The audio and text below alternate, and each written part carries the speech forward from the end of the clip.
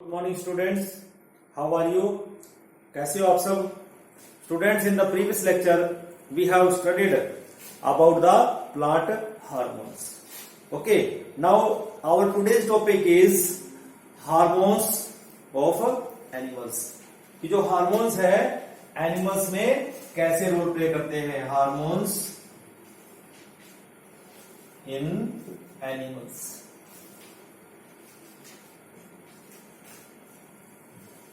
कि वो कौन कौन से हार्मोन्स हैं which play important role in the different activities of the animals. So first of all, what is hormone is. सबसे पहले हम ये देखते हैं कि हार्मोन है क्या.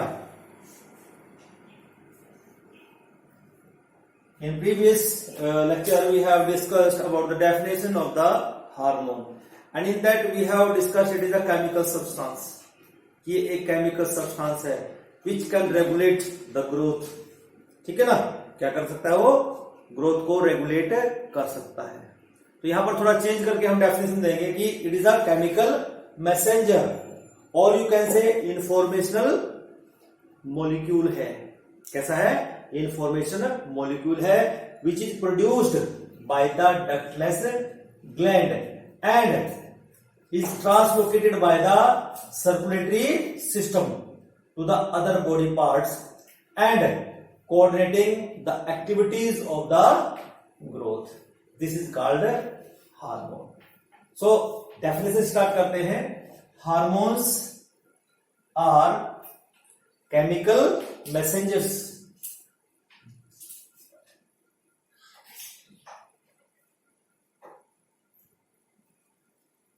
or informational molecule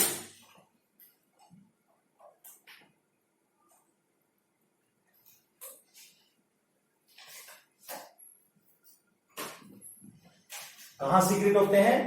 produced into the circulatory system by the ductless gland. Produced bye ductless gland. ठीक है ना, कहां प्रोड्यूस होते हैं? Into the circulatory system ductless gland and translocated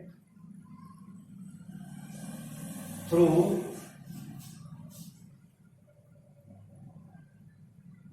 circulatory system.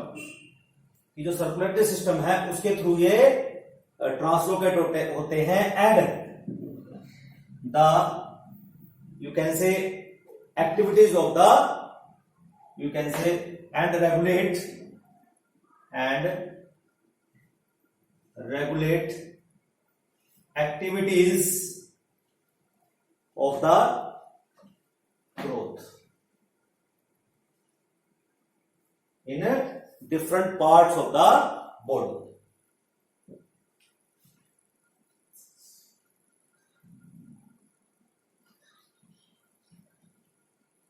तो इस तरह से हम जो एनिमल्स में है हार्मोन्स को हम यहां पर डिफाइन करते हैं.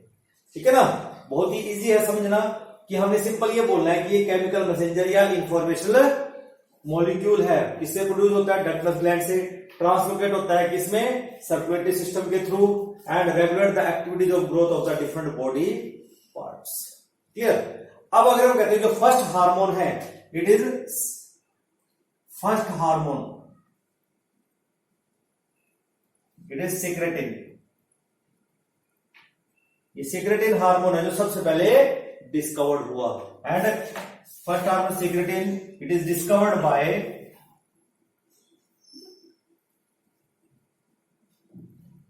बेलेसिस एंड स्टार्लिंग. किसने किया? बेलेसिस एंड स्टार्लिंग ने. बेलेसिस एंड स्टार्लिंग इन 1902 1902 में ये सबसे पहले सिक्रेटिन डिस्कवर हुआ. और उसके बाद जो टर्म हार्मोन है it is coined by the scientist that is Starling. The term hormone is coined by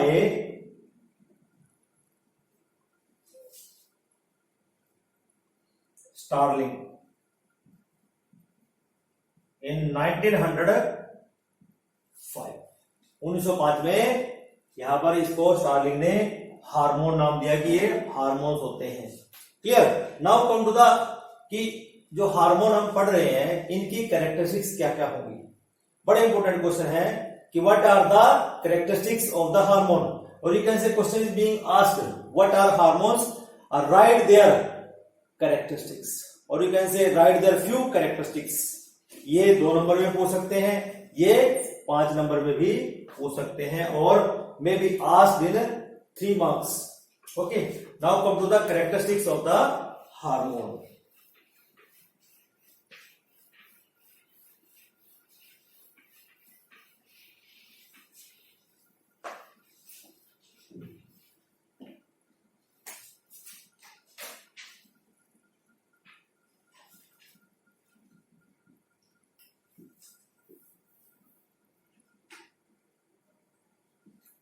hormones की कैरेक्टरिस्टिक्स क्या रहेंगी। सबसे पहली characteristic, these are produced by endocrine और ductless gland,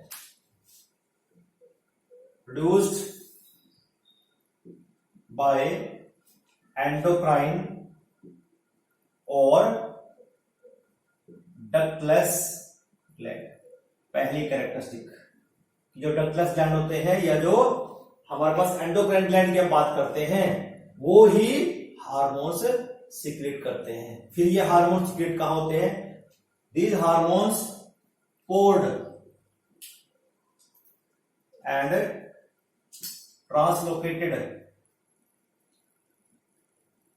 through circulatory system, and you knew very well हमारे circulatory system में जो fluid होता है उसको हम क्या कहते हैं, ब्लड। इसका मतलब ये कहां पोर होते हैं, ब्लड के अंदर पोर होते हैं।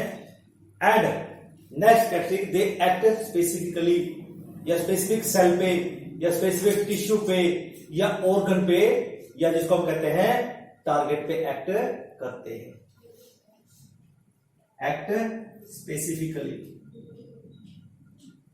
सेल, टिश्यू और ऑर्गन, इसको हम क्या कहते हैं, कॉल्ड टारगेट। तो इसमें एक चीज समझ सकते हो आप कि जो हार्मोन्स है, हमने प्रीवियस लेक्चर में जब प्लांट हार्मोन्स पढ़ा था आपको ये बताया था कि जो हार्मोन्स सीक्रेट होता है जिस एरिया से वो वहीं पर एक्ट नहीं करते। यहां पर भी ऐसा ही है, ठीक है ना। They act on the other place of their synthesis, ठीक है ना। That's why they act specific cell, tissue और ऑर्गन, जिसको हम क्या कहते हैं, टारगेट कहते हैं। क्लियर। जो नेक्स्ट कैरेक्टरिस्टिक्स है, slow in action, slow in action, कि बड़ा स्लो है, एकदम से कि हार्मोन रिलीज हुआ, ये नहीं कि एकदम से अपना एक्ट वो दिखाएगा या अपना एकदम से एक्शन वो दिखा देगा। एक्सेप्ट वन हार्मोन, एड्रेनालिन, क्योंकि जो एड्रेनालिन है जब ये हमारी बॉडी के अंदर सीक्रेट होता है, ठीक है ना, तो ये एकदम से हमारी बॉडी के अंदर चेंजेस लाएगा और इमरजेंसी सिचुएशन को डील करता है। किसको डील करता है, इमरजेंसी सिचुएशन को, ठीक है ना। नेक्स्ट है फिर हमारे पास इसके नेचर के बेसिस पे जो हार्मोन्स है वो कितने तरह के हो सकते हैं, वो 4 तरह के हो सकते हैं। ऑन द तो यू कैन से केमिकली हार्मोन्स में भी प्रोटीनेशियस हो सकते हैं, जो प्रोटीन्स हो सकते हैं, ठीक है ना। अमाइनो एसिड डेरिवेटिव्स हो सकते हैं,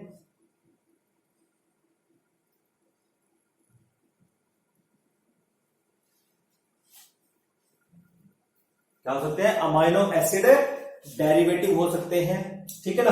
पेप्टाइड्स डेरिवेटिव्स हो सकते हैं,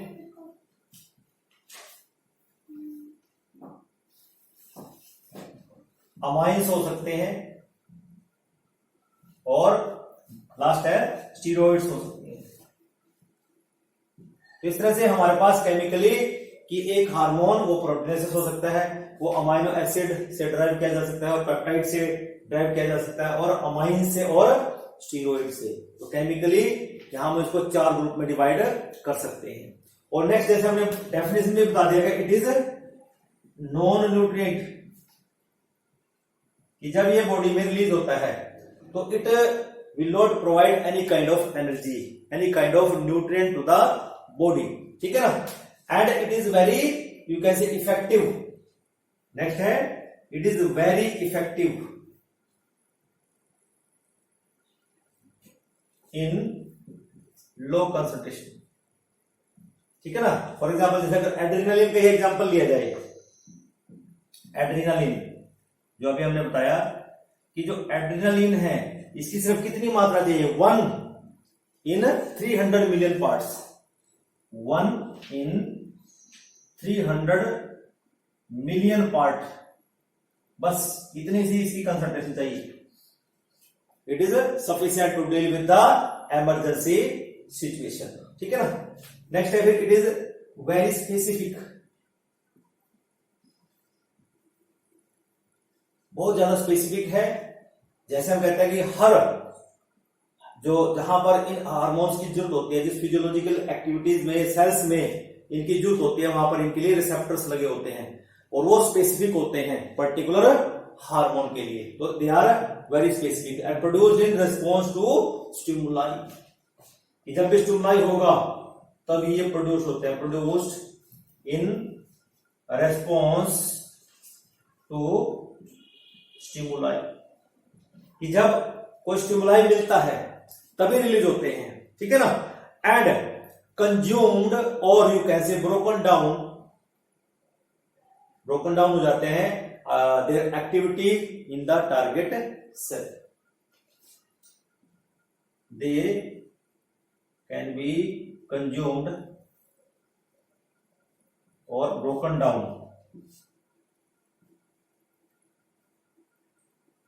एट द,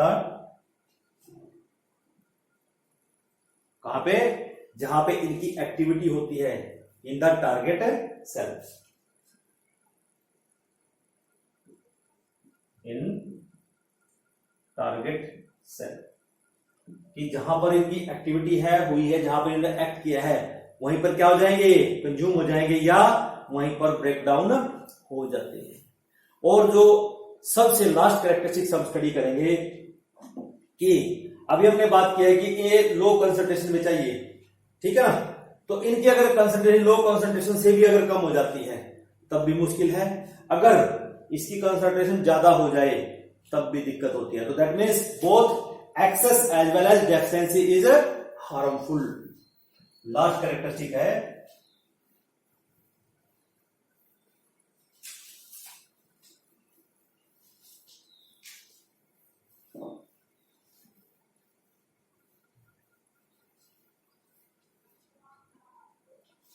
both excessive और deficiency is harmful. Harmful क्यों है? Because it leads to a disease. It leads to a disease. ये डिसीज काज करते हैं जिसको हम क्या कहते हैं, डेफिशिएंसी डिसीज के नाम से हम इनको जानते हैं। किस नाम से, डेफिशिएंसी डिसीजेस, इनको हम कहते हैं। जैसे एक आपने नाम सुना होगा गोइटर, ठीक है ना। In previous 9th class you have studied कि जो गोइटर है किसकी कमी से होता है, आयोडीन की कमी से होता है। आयोडीन की कमी से क्या होगा कि जो हमारा थायराइड ग्लैंड है it will become swell up. Thyroid में से बाहर की तरफ आ जाता है, जिसको हम हिंदी में घेंगा कहते हैं। इसका मतलब आयोडीन की कमी हमारी बॉडी के अंदर हुई तो वहां पर जो थायरोक्सिन हार्मोन था वो प्रॉपर नहीं बना, रिलीज नहीं हुआ, और जिसकी कमी से वहां पर डिसीज हो गई, जिसको हम क्या कहते हैं, गोइटर। तो इस तरह से हम यहां पर इन हार्मोन्स के बारे में स्टडी करेंगे, कहां से रिलीज होते हैं, ठीक है ना, और कहां पे ये एक्ट करते हैं, और क्या इनके फंक्शन होते हैं। सिर्फ इतनी सी बातें हम इसमें स्टडी करेंगे। ओके, अब जब आपने डाइजेशन पढ़ा था उस टाइम में भी आपको ग्लैंड्स के बारे में बताया गया था। जब हमने हार्मोन्स स्टार्ट किए तब भी हमने ग्लैंड्स के बारे में डिस्कस किया था, क्योंकि ग्लैंड्स जो होते हैं बेटे हमारे पास मोस्टली हमने ग्लैंड्स 3 तरह के बताए हैं। कितने तरह के? 3 तरह के जो हम ग्लैंड की बात करते हैं। एक बार आपको रिकैप्चुलेट करा देता हूं, क्योंकि जो ग्लैंड्स है अभी आपने पढ़ा कि एक हमारे पास एंडोक्राइन ग्लैंड है, ठीक है ना, एक आपके पास एक्सोक्राइन ग्लैंड है और एक हमने पढ़ा था हेटेरोक्राइन ग्लैंड, ठीक है ना, कि ये 3 तरह के ग्लैंड आपको ऑलरेडी बताए जा चुके हैं, ठीक है ना। जो एंडोक्राइन पार्ट है वो क्या सीक्रेट करते हैं? हार्मोन्स, क्योंकि डक्टलेस होते हैं और डायरेक्टली जो हार्मोन की सीक्रेशन है वो ब्लड में जाती है। और जो एक्सोक्राइन ग्लैंड्स हैं ये एक डक्ट के थ्रू अपनी सीक्रेशन कहां देते हैं? टारगेट में देते हैं। और जितने भी डाइजेस्टिव ग्लैंड्स आपने पढ़े हैं, डाइजेस्टिव ग्लैंड, वो अपनी सीक्रेशन एंजाइम्स की कहां देते हैं? टारगेट पे, थ्रू दिस। तो वो क्या है? वो एक्सोक्राइन ग्लैंड है जो कि एंजाइम सीक्रेट करते हैं या कोई अदर सीक्रेशन वो सीक्रेट करते हैं, ठीक है ना। जो हेटेरोक्राइन है वो partially endocrine as well as exocrine हो सकता है। तो अब क्वेश्चन ये आता है कि what is the difference between A hormone and a enzyme.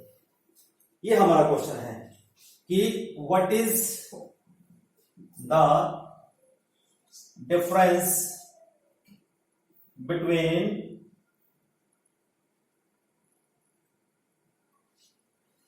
Hormone and enzyme. अब हम इस क्वेश्चन को सॉल्व करने की कोशिश करेंगे, ठीक है ना। हम एक इसको अगर डिफरेंस करना है तो हम क्या करते हैं? एक तरफ हम हार्मोन्स के बारे में बताएंगे, ठीक है ना।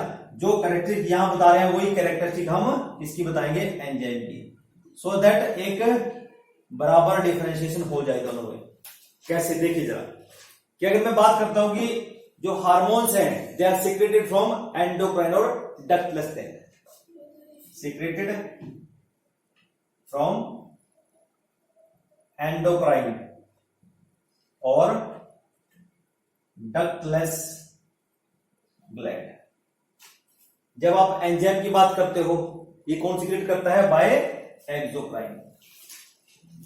होगा कंपेयर कि ये तो हार्मोन तो एंडोक्राइन ग्लैंड सीक्रेट करता है और जो एंजाइम है they are secreted by the exocrine gland. फिर जब हम बात करते हैं कि जो केमिकली जो हार्मोन्स हैं वो कैसे हो सकते हैं, अभी मैंने आपको बताया कि वो अमाइनो एसिड हो सकते हैं, वो पेप्टाइड हो सकते हैं, वो प्रोटीन्स हो सकते हैं, वो स्टीरॉइड्स हो सकते हैं। क्या हो सकते हैं? Chemically hormones are amino acids हो सकते हैं, प्रोटीन्स हो सकते हैं, ठीक है ना, पेप्टाइड्स हो सकते हैं, और क्या हो सकते हैं? स्टीरॉइड्स हो सकते हैं। लेकिन जब हम एंजाइम की बात करेंगे दे आर यूजुअली प्रोटीनेशियस। कैसे होंगे? Usually proteinaceous. किसके बने होंगे? प्रोटीन्स के बने होंगे, प्रोटीनेशियस। क्लियर? नेक्स्ट आता है कि अब आती है बात ट्रांसपोर्ट की, कि जो हार्मोन्स हैं they are transported from the site of the production to the site of the action through circulatory system, ठीक है ना। द हार्मोन्स आर, ठीक है ना, क्या हो रहा है? वो प्रोड्यूस हो रहे हैं, ट्रांसलोकेट हो रहे हैं, are translocated from site of production to site of action through circulatory system. कितनी बड़ी बात है। लेकिन जब हम कहते हैं कि एंजाइम्स की बात आती है, क्या वहां पर भी ऐसा होता है?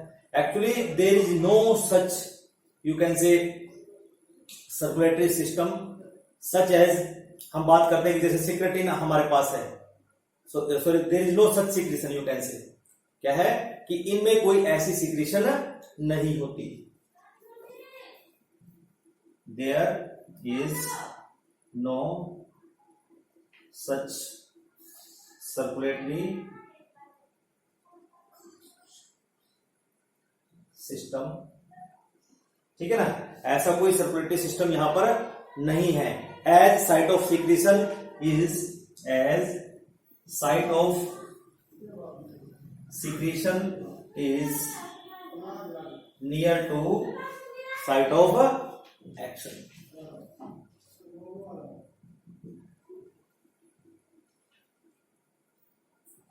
कि जहां पर जो साइट ऑफ सीक्रेशन, जहां से सीक्रेट हो रहे हैं और जो एक्शन हो रहा है, they are very near to each other. समझ आ गया यहां तक। फिर बात करते हैं कि जो हार्मोन्स है उनका क्या फंक्शन है और जो हमारे पास एंजाइम है वो कैसे कंपैरेटिवली। हम कहते हैं कि जो हार्मोन्स है दे कैन इनहिबिट और इनिशिएट अ एक्टिविटी, क्या कर सकते हैं, इनहिबिट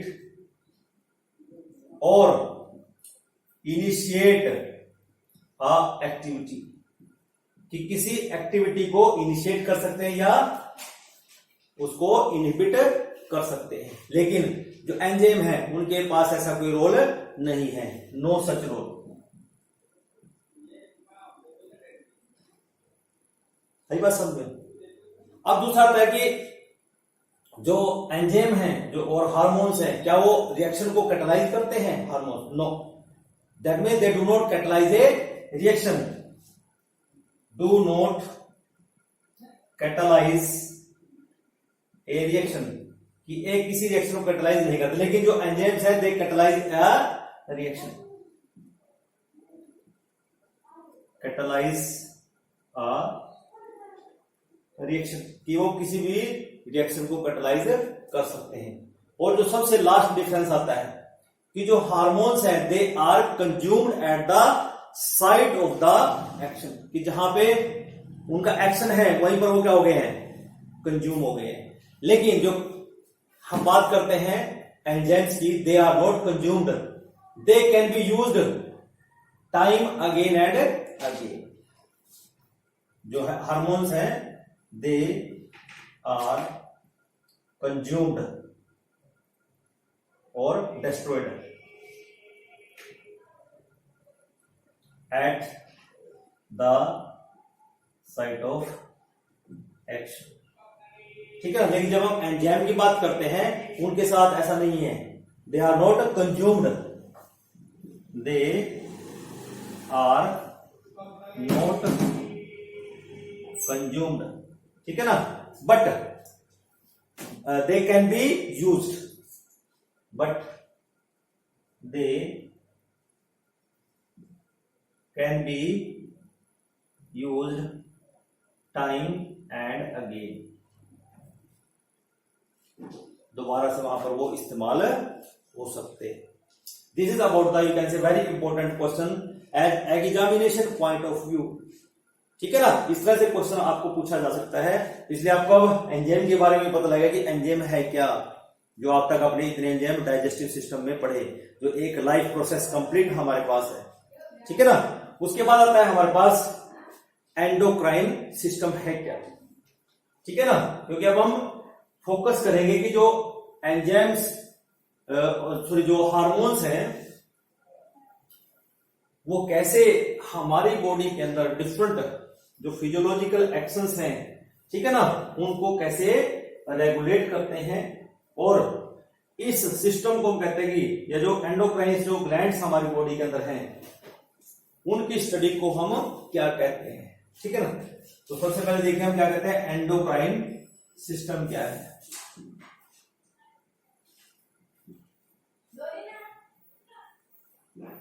बड़ा इंपॉर्टेंट क्वेश्चन है, व्हाट इज एंडोक्राइन सिस्टम। देखिए हमें पता है कि हमारे पास बहुत सारे डक्टलेस ग्लैंड हैं जो अपनी सिक्रीशन को कहां देते हैं, सर्कुलेटरी सिस्टम में देते हैं, ठीक है ना। किस पर्पज के लिए, for different targets and controlling their activities और उनकी अपनी एक्टिविटीज को वो कंट्रोल वहां पर करते हैं। And these are also called you can say hormonal system, हम यहाँ पे इनको कह देते हैं। तो डेफिनेशन देखते हैं, जो सिस्टम ऑफ यू कैन से isolated glands that pour their secretion into the circulatory system। क्या है endocrine system? It is a system of, ठीक है ना, डक्टलेस और यू कैन से आइसोलेटेड डक्टलेस ग्लैंड, ठीक है ना, which pour their secretion that pour their secretion, किसमें pour करते हैं बच्चों? into the circulatory system, ठीक है ना, in circulatory system for passes to different target, or passes to different target। अब डिफरेंट टारगेट कहां है? For controlling their activities. जो हमारे डिफरेंट टारगेट क्या है हमारे? कोई सेल हो सकता है, कोई टिश्यू हो सकता है, कोई ऑर्गन हमारा हो सकता है, ठीक है ना, फॉर कंट्रोलिंग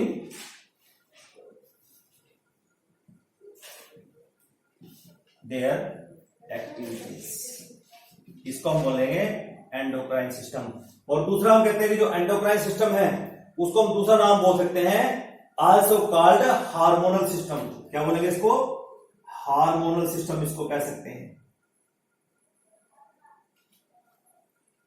ठीक है ना।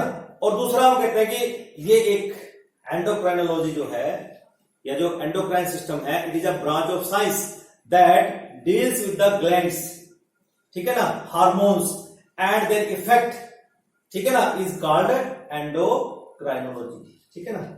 The branch of science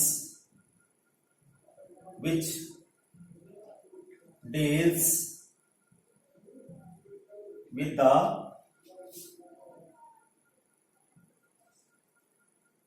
endocrine gland को डील करता है, ठीक है ना, हार्मोन्स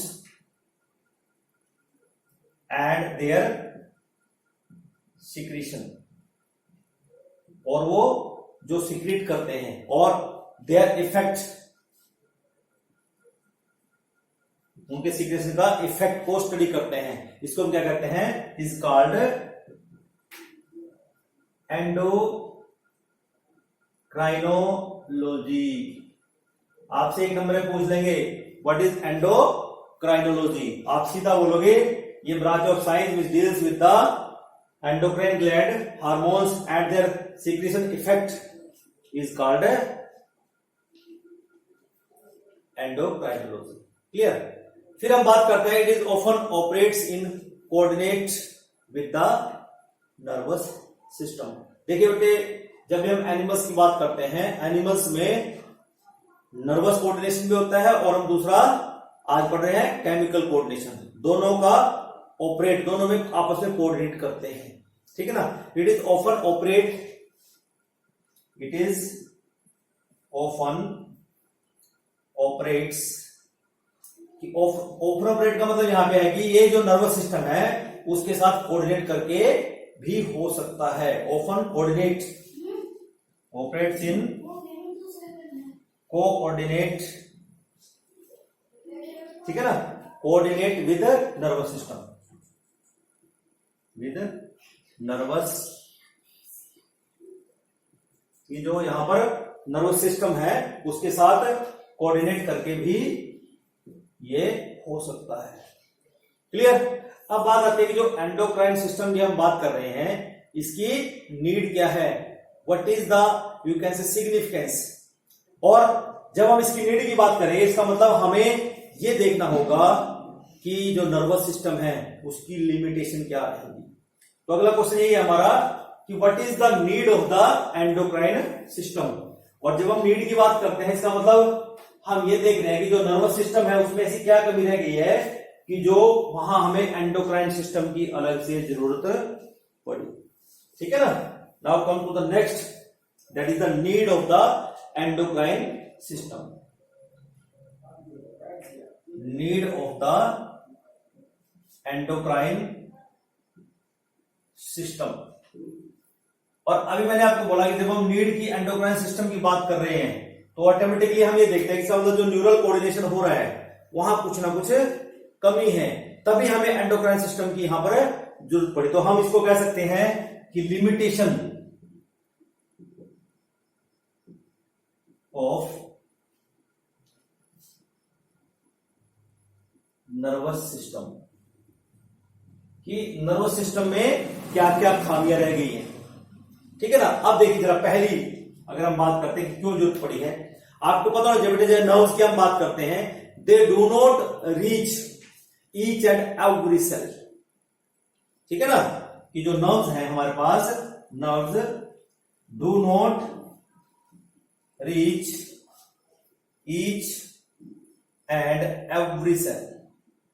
ये हमें पता है कि जो नर्व्स हमने पढ़ी हैं वो हर सेल के पास नहीं जा सकती. और जो हम इफेक्ट की बात करते हैं नर्व इंपल्स का, इज ऑफ शॉर्ट ड्यूरेशन, कि जो एक्शन हम देखते हैं, ठीक है ना, यू कैन से the effect of the nerve impulse is of short duration. Effect of nerve impulse is of short duration, थोड़े टाइम के लिए रहता है. क्लियर. और फिर दूसरा है कि जो नर्व इंपल्स कंट्रोल होता है या जो पास करते हैं वो कंटिन्यूअसली पास ऑन नहीं हो सकता, उसमें एक स्मॉल गैप का होना जरूरी है बिटवीन द टू इंपल्सेस. ठीक है ना. जो नर्व इंपल्स है, नर्व इंपल्स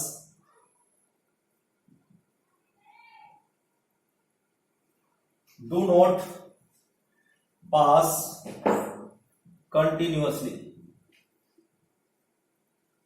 कि एक जो नर्व इंपल्स जब पास होती है वो लगातार कंटिन्यूअसली पास नहीं हो सकती है. ऐसा क्यों हुआ?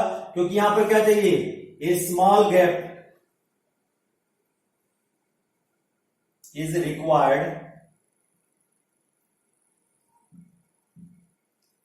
ठीक है ना, बिटवीन टू नर्व इंपल्सेस, कि दो जो नर्व इंपल्सन के बीच में एक स्मॉल गैप चाहिए, to between two nerve impulses. ये भी बात सही है. ठीक है ना. एंड अगर हम बात करते हैं, दीज जो शॉर्ट कमिंग्स हैं are overcome by the endocrine system. ये लिमिटेशन गिनवाती है किसकी, नर्वस सिस्टम की. ठीक है ना. And these shortcoming of the you can say nervous system overcome by the endocrine system.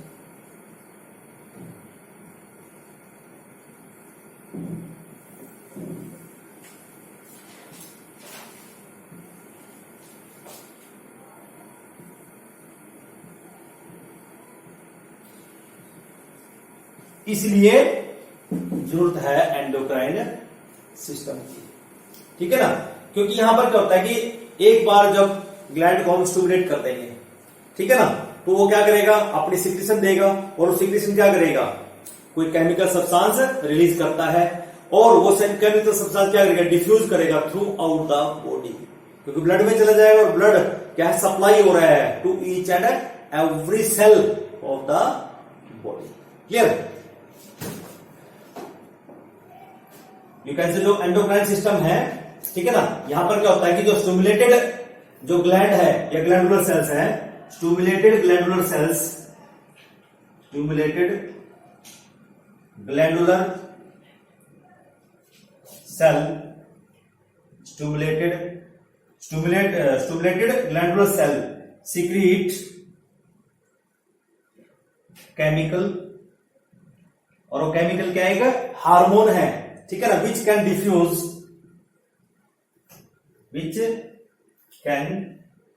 Diffuse throughout the body.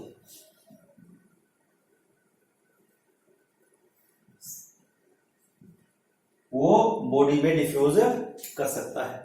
दूसरा, अब जो सेल्स हैं उनके पास क्या है, रिसेप्टर्स हैं for picking up the information, ठीक है ना। Cells have receptors, cells have receptors for picking up information. क्यों? क्योंकि जो केमिकल है वो एक इंफॉर्मेशन मॉलिक्यूल है और उसके लिए सेल के पास क्या है, रिसेप्टर अवेलेबल है। हो गया ना। यहां पर हम कहते हैं कि ये शॉर्टकमिंग ऑलरेडी किसमें है, नर्व सिस्टम है, कि नर्व सिस्टम की हर नर्व हर सेल के पास नहीं जाती, तो हर सेल के अंदर जो कोऑर्डिनेशन होगा फिर उसमें हमें केमिकल मींस हार्मोन्स की जरूरत पड़ती है, ठीक है ना। और दूसरा, ये जो इंफॉर्मेशन है ये कंटिन्यूअस रहेगी, परसिस्टेंट रहेगी, ठीक है ना। Information can pass, information can pass persistently, लगातार जाएगी, लंबे टाइम तक जाएगी, ठीक है ना। वो दूसरी बात है कि चाहिए स्लोअर प्रोसेस हो, बट इसका जो इन्फ्लुएंस है सेल्स के और टारगेट सेल्स के ऊपर रहता है, इट इज स्लोअर। क्या है, इसका एक्शन जो है स्लोअर है। However influence to the cells of target slower, however has influence on the target sales.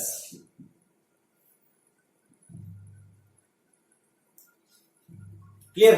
फिर हम देखते हैं कि कोई जो नहीं है कि जब हार्मोन रिलीज होता है उसका एक ही इफेक्ट होता है, multiple effect can be observed. Okay, next है इसमें कि multiple effect of this system can be observed. A multiple effect means more than one effect can be produced, multiple effect can be produced। इस point का एक example हम यहां पर study करेंगे कि जैसे अभी मैंने पीछे बताया जो एड्रेनलिन है ये एक इमरजेंसी हार्मोन है। नॉर्मली जब इमरजेंसी हमारी बॉडी के अंदर नहीं है, कोई डर की सिचुएशन नहीं है, कोई स्ट्रेस की सिचुएशन हमारी बॉडी में नहीं है, तो एड्रेनलिन हमारी बॉडी में नहीं होता। लेकिन जैसे ही हमारे ऊपर स्ट्रेस आई कि किसी टीचर ने बोल दिया कि अगर तुमने ये काम नहीं किया तो कल तुम्हारी खैर नहीं है, तो इसका मतलब क्या हुआ, अब बच्चे के अंदर क्या होगा, वो एड्रेनलिन सीक्रेट हो जाएगा और वो एड्रेनलिन बॉडी के अंदर क्या क्या चेंजेस लाएगा। या बहुत ज्यादा टीचर ने धमका दिया या कोई ड्रामनी चीज आपने देख ली, तो उस टाइम में यहां पर एड्रेनलिन हार्मोन रिलीज होता है। कौन सा, एड्रेनलिन। एड्रेनलिन जो है जब ये बॉडी के अंदर रिलीज होता है, व्हाट विल हैपन, कि ये क्या करता है, it will show multiple effects. कि जब ये हार्मोन किसी की भी बॉडी में रिलीज होगा, और ये कब रिलीज होता है, ये होता है इमरजेंसी के टाइम पे, कि जब हमारी बॉडी पे कोई स्ट्रेस होता है या हमें कोई डर रहता है, उस सिचुएशन में हमारी बॉडी में ये एड्रेनलिन हार्मोन रिलीज होता है, ठीक है ना। लेकिन जब एड्रेनलिन रिलीज हुआ तो ये क्या करता है, हमारी बॉडी में कुछ सेवरल इफेक्ट शो करता है। पहला इफेक्ट क्या करता है, ये it reduces the blood supply to the skin and digestive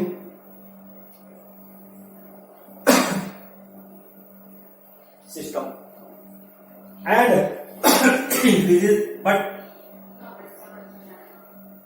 increases blood supply to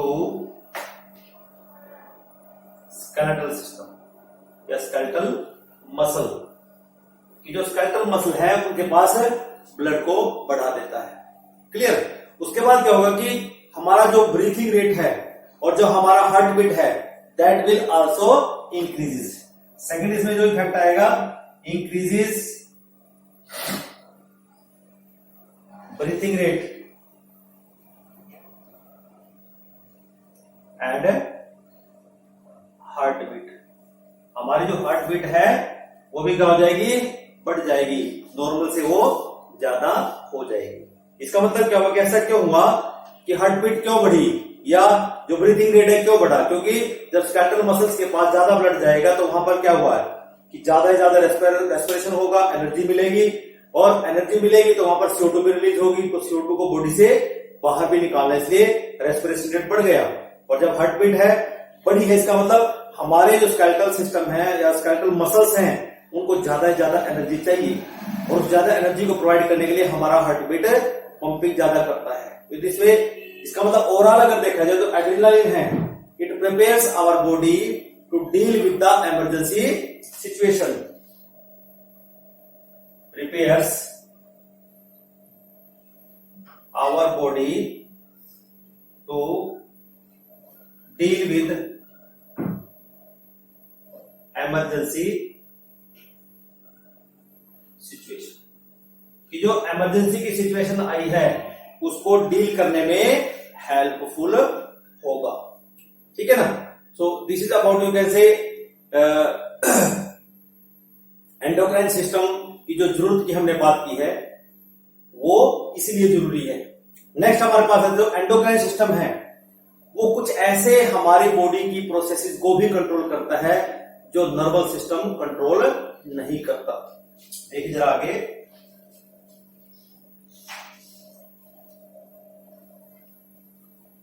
endocrine system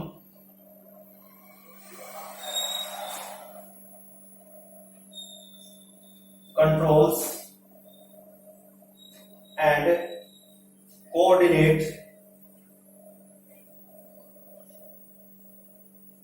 देखिए ये जो एंडोक्राइन सिस्टम है कुछ ऐसे प्रोसेसेस को कंट्रोल और कोऑर्डिनेट करता है, ठीक है ना, which are not under the control of the nervous system, coordinate many processes where nervous system has no role। देखिए ऐसी प्रोसेसेस हमारी बॉडी के अंदर बहुत सारी हैं जिनमें नर्वस सिस्टम का कोई रोल नहीं है। इसका मतलब उनको कंट्रोल एंड कोऑर्डिनेट कौन कर रहा है, एंडोक्राइन सिस्टम।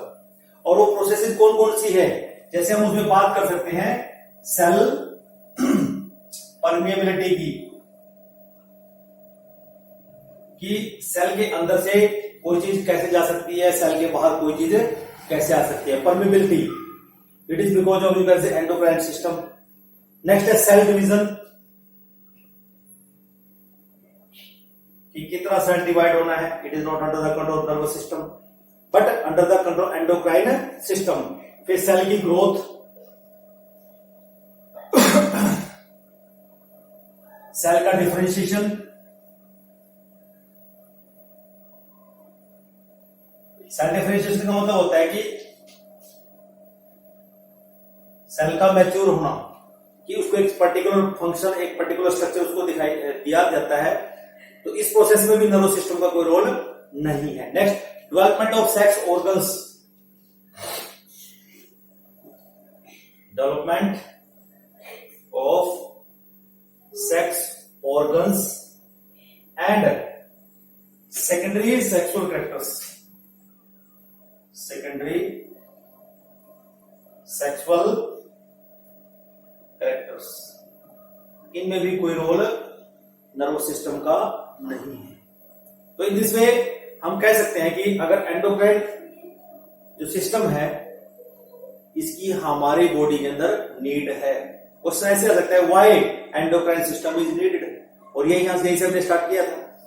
और यहां क्वेश्चन पूछा जा सकता है what is endocrine system, what is the need of endocrine system.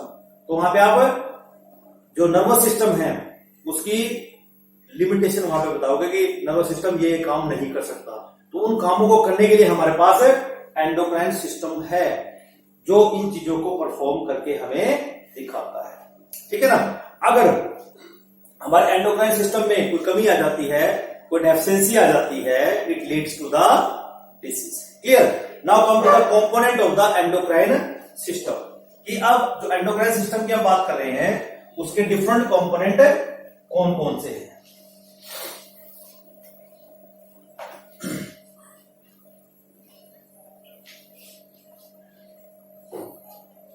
components of the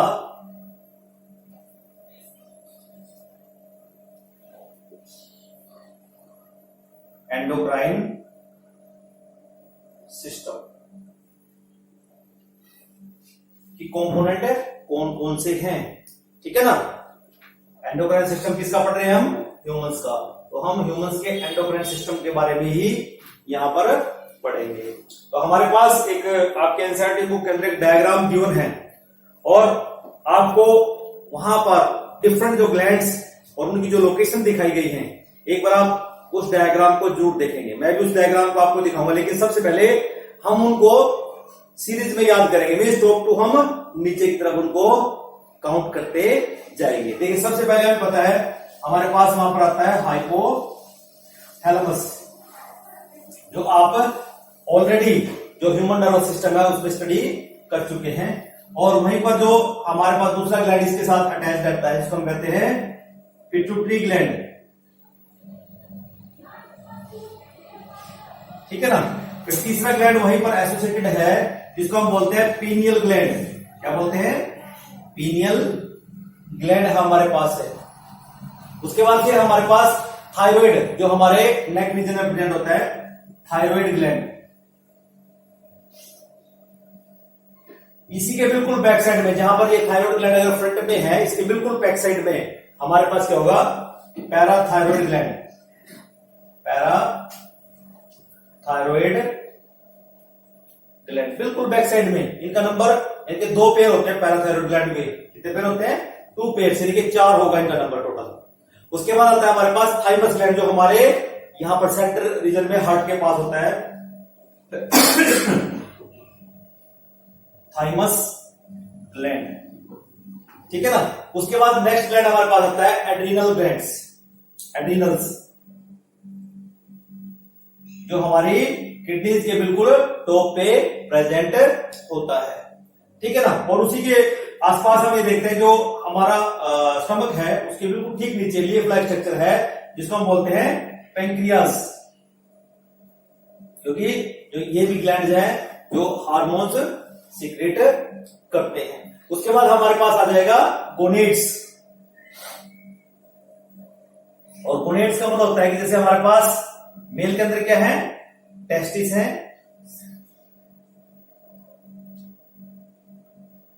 and female के अंदर क्या होते हैं, ओवरीज। ये पेयर में होते हैं, मेल के पास 1 पेयर होता है टेस्टिस का, और फीमेल के पास भी 1 पेयर होता है ओवरीज का, 2 इन नंबर।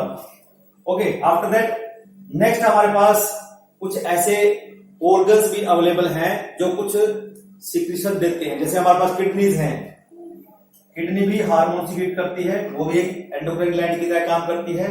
हमारे पास जो हार्ट है वो भी एक एंडोक्राइन ग्लैंड की तरह ही काम करता है। और जो हमारा डाइजेस्टिव ट्रैक है, मीन्स माउथ से लेके एनस तक जो हमारा डाइजेस्टिव ग्लैंड है, इसको बोलते हैं gastro intestinal tract, gastro intestinal tract. ये भी कुछ हार्मोन्स सीक्रेट करता है, ठीक है ना। तो ये हमारे पास डिफरेंट कंपोनेंट्स होंगे इस एंडोक्राइन सिस्टम में, जो हम 1 बाय 1 स्टडी करेंगे, ठीक है ना। लेकिन मैं आपको इनकी सिचुएशन दिखा देता हूं बुकलेट के अंदर, जो आपकी एनसीईआरटी के अंदर भी डायग्राम गिवन है, and you have to go through this diagram very well. आप इसको अच्छी तरह से बनाएंगे भी और इसको पढ़ेंगे भी। देखिए जरा मैं आपको दिखा देता हूं, बुक के अंदर ही दिखा देता हूं। देखिए जरा, हमारे पास इस तरह का डायग्राम है बुक के अंदर आपके एनसीईआरटी के, इसको आप अच्छी तरह से देखोगे, ओके। और देखोगे कि इधर मेल के अंदर हम देख रहे हैं टेस्टिस है, और यहां पर हम देख रहे हैं फीमेल के अंदर क्या है, ओवरीज हैं। और हम यही कहते हैं कि यही एक ऐसा गोनेड है जहां पर मेल और फीमेल का डिफरेंशिएशन है। Other glands are very common in both male and female. आप देखिए बच्चों, जो नर्वस सिस्टम है, जो हमारा ब्रेन का पार्ट है, वहां पर हाइपोथैलेमस है, पिट्यूटरी ग्लैंड है और पीनियल ग्लैंड है। उसके बाद आप देखिए नेक रीजन में यहां पर थायराइड ग्लैंड है। मैंने बोला कि थायराइड ग्लैंड बिल्कुल अपर इधर वाला पार्ट होगा, इसको बिल्कुल ठीक बिहाइंड हमारे पास पैराथायराइड ग्लैंड है। उसके बाद आ जाइए हमारे पास जो किडनीज है, किडनीज पेयर में है, उनके ऊपर एक एड्रीनल ग्लैंड, जिसको हमने एड्रीनल्स बोला है, उसके बाद हमारे पास पैंक्रियाज है which is you can say below the stomach, और you can say C shaped डिओड्रम के अंदर ये प्रेजेंट होता है। और उसके बाद हम देख पाते हैं यहाँ पर जो टेस्टिस है और जो फीमेल के अंदर ओवरीज हैं। तो इस डायग्राम को आप लोगों ने ड्रॉ करना है, इसको प्रैक्टिस भी करना है, ठीक है ना, क्योंकि कई बार आपसे लोकेशन पूछ लेते हैं, इस डायग्राम को दे देंगे एंड यू हैव, और उसके पर्टिकुलर जो ग्लैंड होगा उससे जो हार्मोन निकलता है उसका फंक्शन बता के आपसे ऑर्गन पूछ ले जाएगा और उसको आपको लेबल करना पड़ेगा इस डायग्राम में। क्वेश्चन ऐसे आ सकता है। तो आज के लेक्चर में स्टूडेंट्स इतना ही पढ़ेंगे, और आप लोगों से मेरी रिक्वेस्ट है कि इस लेक्चर को आप अच्छे तरह गो थ्रू हो जाए और इससे रिलेटेड जो कॉन्सेप्ट है उसको अच्छी तरह से पढ़ें। आज के लिए इतना ही, धन्यवाद, थैंक यू।